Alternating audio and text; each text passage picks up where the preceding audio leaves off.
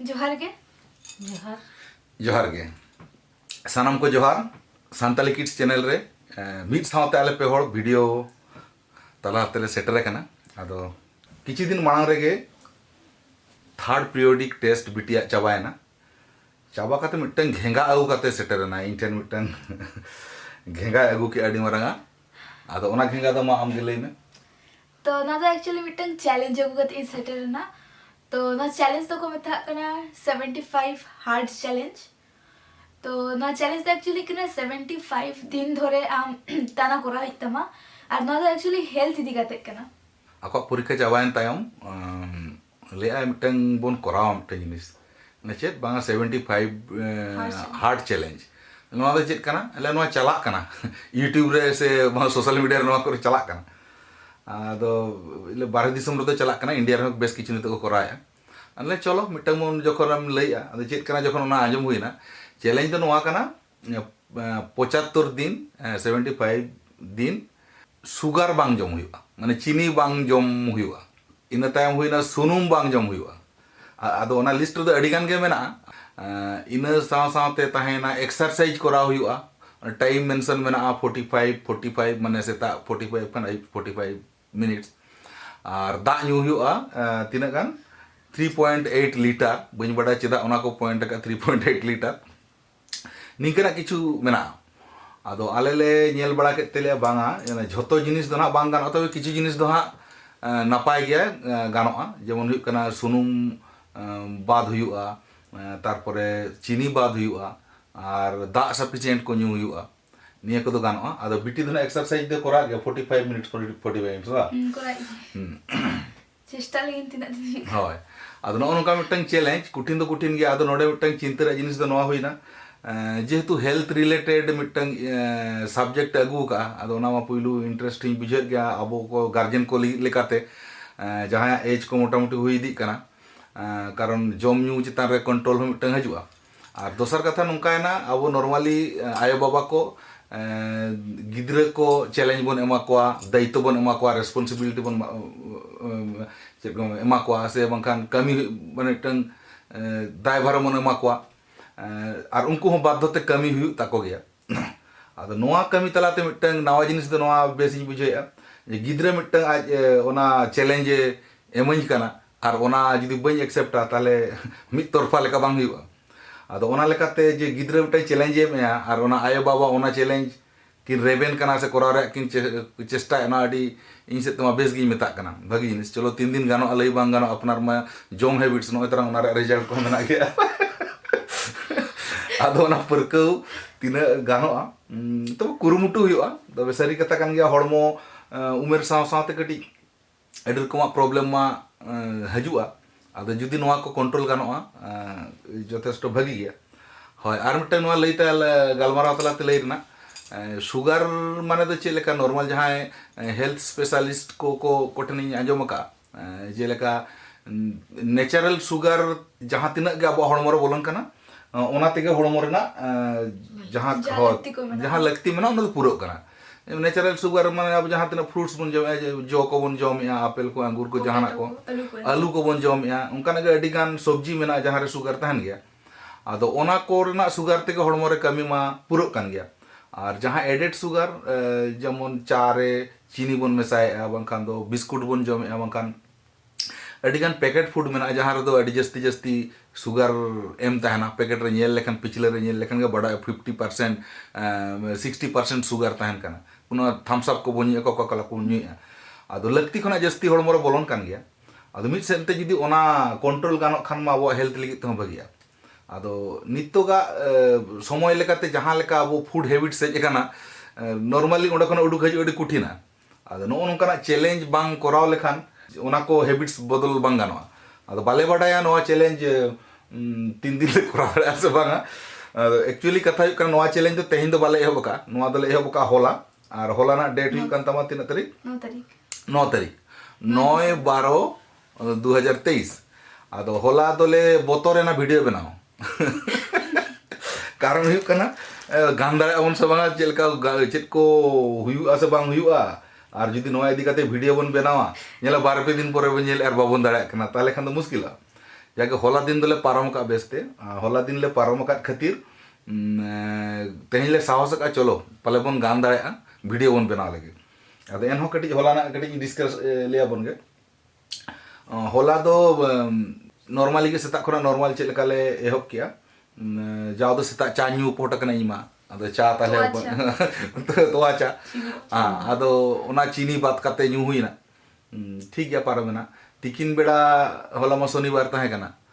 ओड़ा रे हाँ सेता बेड़ा रोटी जम हुईना ओ आर टंग कथा बन एड तरा ले नोडे मटंग ले मेंटेन तरा जहां तने सुगर मा बाले जो जम याना और माने एडेड सुगर बाले जम या सुनुम हो एडेड जहां तने मेसा हुई कन सुनुम बाले जम या उनका के मैदाटा हो एरेड हुई कना आटा दो गानोआ माने रोटी दो जम हुआ अदो नाते ओड़ा सेता बेड़ा रोटी याले सब्जी को सला नोंगा तिकी सब्जी सला और तिकिन बेड़ा दो उनका के आड़ा हो जाओ भाजा पोट कना नवा दा भाजा बांग आड़ा तिकी हुईना आड़ा तिकी हुईना और आर टंग कथा ले लगे आमिष को जम दो हुई कान गया हाकू हुई जिल हुई जम गानो गया एनखान तिकी काते सुनुम दो बांग जुदी गानो खान दो तिकी चिता का आर बांग खान दो हो आर बांग खान दो बांग माने कारण हुई कना नोआ मते सुनुम को ये को जम बाम जम मेंते आमिष बाम जम तराया ताल उना हो असुविधा कान गया हड़मो रे जहां तिने के प्रोटीन मोटीन लगावा आमिष हो जम लगती कना और हाँ ना तिकी काते के जम हुआ अदो ने इनी कना व्यापार को और टंग कथा नासने डिटेल्स ले आगे होय सुनुम हो नोका कना जहां तिना नय पैकेट करे मा सुनुम को मेसा कान गया पैकेट फूड करे मा ओड़ा रे जहां चंदा कना ओना तिकी तेले जम ठीक गया रोटी हो तिकी काते के और जहां दो हुई कना प्रॉब्लम चे रोटी तिकी काते एकदम गुड अरे माने तिकी माने सुनुम बात करते जाके बोलती लेगा और अदो लेई बिना आदो ओना मा चेत भिडिंग चोकिदिया जम या सुनुम मेंते दे जेमन हुई कना अब नॉर्मल नारकेल जुदी बन जमा नारकेल खोना के सुनुम बेना हमका नारकेल जम दो गानो गया ओना दो नेचुरल हुईना उनका के तुड़ी हो इंटेंशनली तुड़ी मेसा करते के चंदा हुई उनका कथा गुना बांग कना बाय चांस जदी तुड़ी को जम ओना हो जम दो ये गानो गया मेनखान जते सुनुम उडुक कते सुनुम ते जते माने हड़म बाबन व्यवहार मा इना मिटन और हाँ आट लेतिया ओना बाबन व्यवहार माने भीतर रे बाबन व्यवहार सुनु ओजो तो राबान दिन सुनु ओजो को दो गया भूतल काम नेला ओना टा जिनिस कना हड़म भीतर लाज भीतर आलो चला मा दे नियम टा जिनिस और आम कटी लई आमा चैलेंज चेक कना माने नोए अडी हार्ड अडी कष्ट आमा लई ले सरे गे कुड़ी हपन खातिर तो अडी गे कष्ट अडी टापा ने चेष्टा हुई कना खुशी मने ते जहां हुई कना आले मा संगे फैमिली हर कना ले जतर पर बडाय गया जुदी मिन हर तिकी जम खान दो जतर दो बाम जम चेदा तो खुशी चेता ले अदो उनका गे चेष्टा हुई कना जाते जहां गे फैमिली रे मेना आका को जाते उनको हो आलो को ले मा जे बांगा तिकी गे जम हुई कान तले बांगे चिदा जम चैलेंज मा अबो बन कराया उनको तो बाको कराया अदो उनको लगी तो अपना व्यवस्था हुई कान गया भाजा भाजी हो करा हुई कान गया प्लस तिकी हो करा हुई कना तिकी दो आले सुमुन ले जमे और बाद बाकी तो भाजा भाजी चिता रे जेमन होला ना कथा इन ले होला जेमन पुइलु दिन होला खन ले ये कना माने चैलेंज ले हताव का होला दो हकू को हताव कना द बार बार ओंडे भाजा समय सो हिजु कना प्लस लू बड़ा हुई कना से लुई या बाबू लगी लुई या एनखा अडी कष्ट बुझे कान गया कष्ट पारम लेनखान के भागी मेना अच्छा ठीक है होला खन होला कथा खन बाबू दिन गेले या पनीर ऋतु आदो आले मा डेली मा पनीर वाले जम गया जहां तीसरे मिजी का ले अगुई गया पनीर डिग्री बाबा के पनीर अगु किया आदो नुई दो मने मने ते आशा कान गया ना पनीर दो सेद्दा मेद्दा काते जाना हतिन करा आदिले बागान पनीर दो चेल काम सेद्दिया उनंग आइडिया बनु तिना जे सेद्दो काते हो जम गाना गया आदो जागे जतारा इसिन किया इसिन के ओंडा हो बेस भाजा भाजी नेलो माने जेजन दो सना कान गया कष्ट बुझे अच्छा बिटी नीत के लेई कान ताया पनीर उतु रेना प्रोसेस मिटन ले होय आदो है तारपरे जागे जहां लगाते इन दिन कंट्रोल है गया जेतु चैलेंज हता हुई गना कंट्रोल हुआ आदो उनका तो पारा मेना आदो दाका जखन दिन जमे से आदो डिग्री बाबा दो उतु रे पंजाए ले हे पुनीर जगु के दो आदिले हे पुनीर मगु के आदि शब्द ऐसे चल ल हो शब्द काते जम गना अला पुनीर शब्द काते जम गना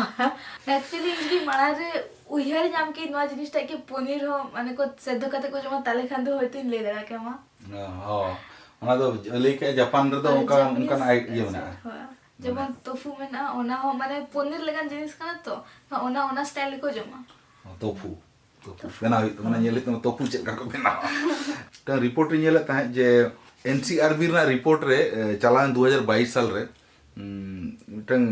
रिपोर्ट खबर को दिखाया था ना nyelip tahan je 56,653 लेका होड़ को 2022 रे को एक्सपायर्ड है ना और ओना भीतर रे 57% होड़ के हार्ट अटैक और ब्रेन हेमारेज ते को एक्सपायर्ड कान ताबोना भारना दिसम आबो दिसम रे तो ना मिटन अडी शॉकिंग खबर कना शॉकिंग माने नोआ खातिर 2021 खना 2022 रे मोटामोटी 11.6 माने 11.6% इंक्रीज कना माने बढ़ती हुई घटना हुई कना अदो नोआ रे नित दबित सरकारी बाबते चेद रिपोर्ट बाके एम का जे चेदा हुई कना चेद सठिक खबर नित दबित अरी हजुआ मेनखान चिंता विषय और नोआ 2023 साल रना माने अरी कंप्लीट जहां खातिर नोआ रिपोर्ट अरी हजु हुई दला ओना खना इंक्रीज कना से चेद हुई कना आदो जहाँ दो नोआ टुकुरु कन्फार्म जे चालायन बछर 2022 रे दो 50 माने जहाँ तीन को एक्सपायर्ड करना भीतर 57% होड़ के हार्ट अटैक और ब्रेन हेमारेज तक को एक्सपायर्ड करना तार माने मिट्टे जिनिस बड़ा करना हेल्थ अडी मारंग इशू करना माने एक्सीडेंट कोना हो भारत रे जहाँ तीन एक्सीडेंट ते जहाँ तीन को एक्सपायर्ड ओना कोना जस्ती हार्ट अटैक तक एक्सपायर्ड करना और ओना लिगित ते नोआ जे नोआ फूड हैबिट्स बांखान दो जम ᱧᱩ रे बैलेंस नो अडी मारंग लक्तियान जिनिस कना अदो इने जाके भागी कान गया नोआ को कराव काते किछुटा रो नोआ तलाते मोटिव ᱧᱟᱢᱚᱜᱼᱟ से नोंकाना कराव रना मिटन कल्चर टा तैयारोगा अबो भीतर रहो मिटन अडी नपाय जिनिस होय आर डेट दो नोंका कना ना तलारे किछु गान प्रॉब्लम बाबन गालमराव को जेहेतु अब मा होड़ कना बोन सांताल कना बोन किछु जिनिस मा अबा रेगे मेना ना दो को दाराय कान जनवरी मास रे साकरात दाराय कना और साकरात रे जम ᱧᱩ रेना अबो मा परब कना अदो ओना होले एनालिसिस बड़ा किया जम ᱧᱩ रेना परब कना ओंडे जदी नोआ अबो 75 हार्ट चैलेंज बोन दोहया ताले चेक चिका एनालिसिस कतले नेल किया बांगा ओना पे दिन दो अबो जेतु परब कना ओना दो चेक लका परब हुई ओंका गे हुई मा नोआ खातिर ओना दो बाबोन इफेक्ट चोआ जेतु तलारे पड़ाव कना अलग व्यापार ना हिसाब तले नेल किया जेतु मिद दिन चौड़ी मिद दिन साकरात और मिद दिन गणी आसेन अदो पे दिन रेना मर्सी ले दोहो का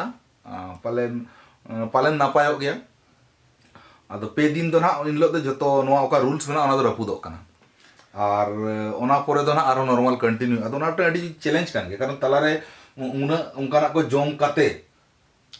आरो दूसरा साब रोड नोहा अडी कुटिना और उन दिन गैप काते ओना जम हो उना ले कुटिना ठीक से अदो ओना मिटन ये कना अदो जागे ओना डेट बात काते खान दो हिसाब तेहें दोसर दिन कान तले उनका ते कान दो हुयु कान तमा 7 फरवरी 2024 ते नोआ चैलेंज चाबा तले और जेतु ओंडे पे दिन साकरात चौड़ी गणी आसन बोलोन कना ओना पे दिन हातले एक्सटेंशन या 10 फरवरी 2024 आदो नोआ डेट ते मुचेदो कना एक्चुअली रूल्स हिसाब ते तो तहे कना कि जदी आम तलारे मिद धाव एटा एम जम किया मैं रूल्स एम ब्रेक किया तार कन आबार फर्स्ट कोने थो हुई तमा नोआ साथ आटन कुटिन प्रॉब्लम जहां फेस हुई तले ना ओना दो हुई कना आले मा जेतु प्रोग्राम खातिर ते बारहे हो सेन हुई तले आदो बारहे रे तीना चेक लेका गानो कना चेष्टा याले ना गान होचो रेना कमिटी को ले मेता को आलू को तिकियाले पे दामंडी रोड दकाय माले पे बस इन खाने गानो आदो नेल हुई कना तीना संभव कना बारहे दो अपना कंट्रोल बारहे रे कना आदो एनो जुदी आले तीना सपड़ा कतले सेंदरा कना आदो नका वीडियो तला तेके बोन सामना दिया चेक लेका चिकै चेक ले मैनेज ओना पालन वीडियो हाले बनाव दिया हां बारहे ना तो टोटल लोको कना और जुदी बा पेड़ा पड़ को हजु कन रहो उनको लगे दो उनका के सेवा दबा हुआ और आले तक ओना दो बाले जमी ये ले बाजार को चेक को मगु किया तल है नोआ ते होला मा जहां लकाते चाबाय ना इवनिंग समय ते रेंगे बुझोआ एटा दिन मा बिस्कुट तना आगु केत गे और मेनखान जेलेरा तो बिस्कुट जम बांग गानो ताले चेक चिकया होला दो जहां लकाते को पारम किया आदो तेहें दो शॉपिंग बड़ा हुई ना किछु किछु जिनिस ओना को कटी चेक कहानी हुई